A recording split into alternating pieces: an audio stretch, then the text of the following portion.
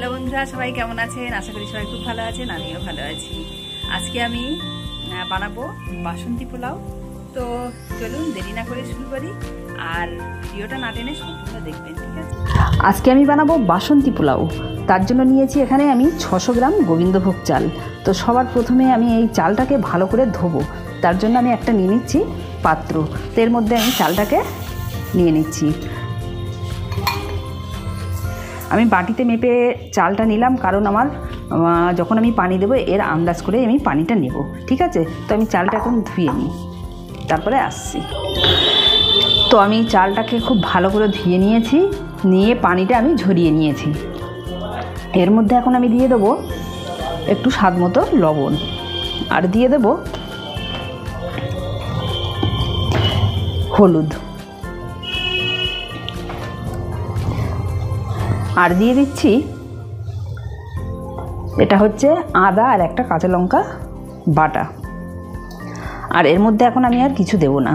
এবারে হাত দিয়ে খুব ভালো করে এটা মেখে আমি 1 ঘন্টার জন্য রেখে দেবো।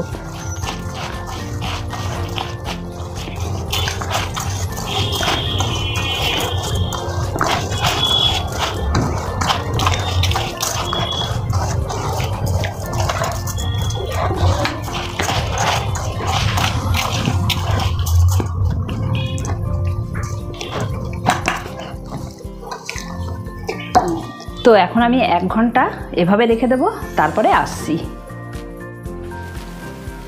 তো বাসন্তী পোলাও রান্না করার জন্য সবার প্রথমে আমি বসালাম কড়া বসানোর পরে আমি এখানে দিয়ে দেব প্রথমে অল্প একটু রিফাইন্ড তেল দিয়ে দেব।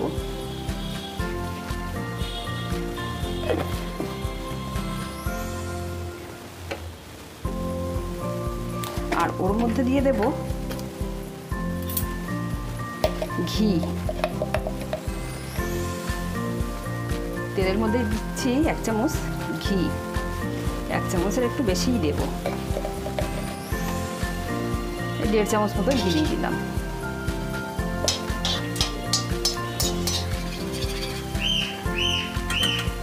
এবারে একটু গরম হওয়া পর্যন্ত অপেক্ষা করব। তো এটা কিন্তু আমার ঘি আর তেল গরম হয়ে গেছে।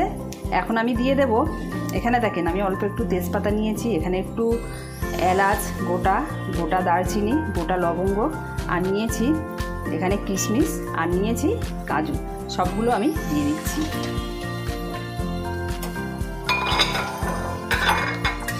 দিয়ে একটু ভাজা ভাজা করে নেব।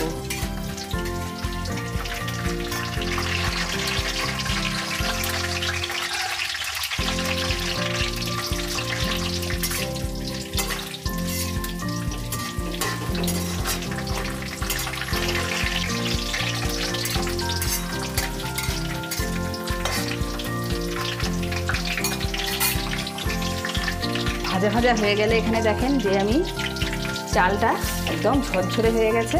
এখন আমি সেই মাখানো চালটা দিয়ে দিচ্ছি। এটা কিন্তু গোবিন্দভোগ চালেরই বানাচ্ছি আমি।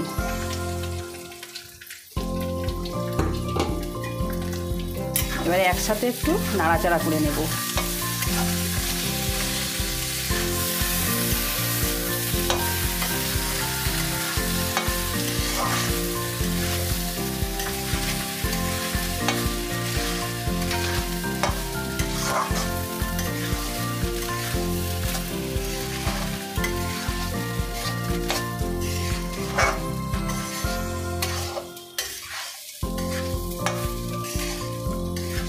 কিছুক্ষণ ভাজা ভাজা করে নিয়েছি। এখন আমি এর মধ্যে দিয়ে দেব যে মাপ করে যে বাটিতে আমি চাল নিয়েছিলাম, ঠিক ওই বাটির আমি মাপ করে 2 বাটি পানি দেব।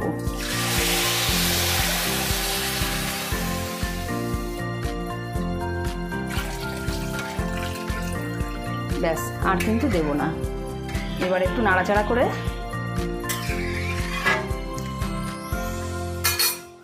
করে নিলাম। এখন আমি ঢাকনাটা বন্ধ করে দেব। কিছুক্ষণ বাদে ফিরে আসছি।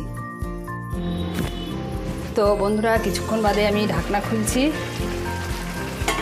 সুন্দর একটা সেন্ট বার হচ্ছে। একটু নাড়াচাড়া করে নেব। আর এই সময় কিন্তু আমি গ্যাসটাকে একটু মিডিয়াম করে দিচ্ছি।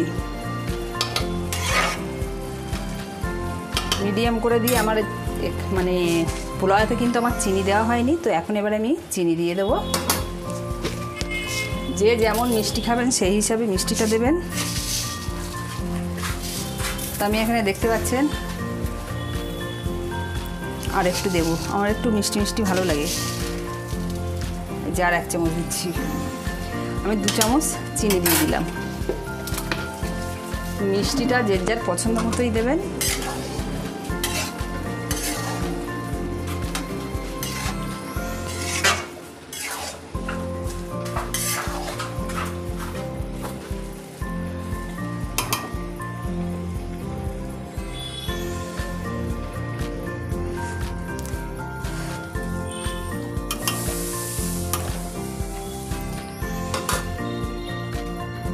তো আমি এর মধ্যে অল্প আরেকটু পানি দিচ্ছি, একদমই অল্প দেব।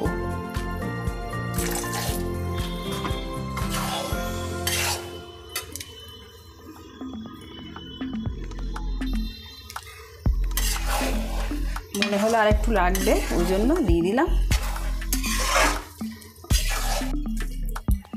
তো আমি এখন একটু দেখে নেব লবণটা, আর ভাতটাও সাথে দেখে নেব। সামান্য লবণ লাগবে, একটু কম দিয়েছিলাম, ওই জন্য একটু হলুদটা হালকা হালকা হয়েছে। আপনারা যদি বেশি ডিপ করতে চান তো একটু বেশি হলুদ দিয়ে দেবেন, একটু বেশি ডিপ হয়ে যাবে। তো আমি এখন অল্প একটু লবণও দিয়ে দিলাম। এবারে কিন্তু আমার এটা আর কিছু আমি করব না, একটু নাড়াচাড়া করব, করে ঢাকনা বন্ধ করে রেখে দেব।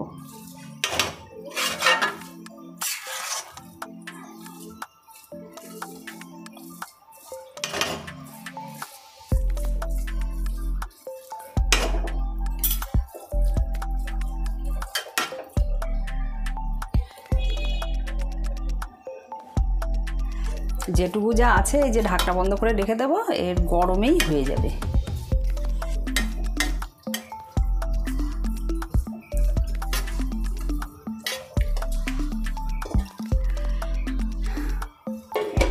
এখন কিন্তু এই সময় আমি গ্যাসটা বন্ধ করে দেব। তো এখন আমি বাসন্তী পোলাওটা বেড়ে নেব।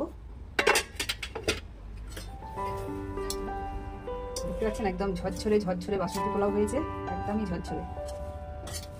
আমি ছেলেকে দেবো, ওই জন্য আগে একটু বেড়ে নিচ্ছি। আমার এই বাসন্তী পোলাওয়ের রেসিপিটা দেখতে পাবেন আমার লক্ষ্মী ভাই চ্যানেলে।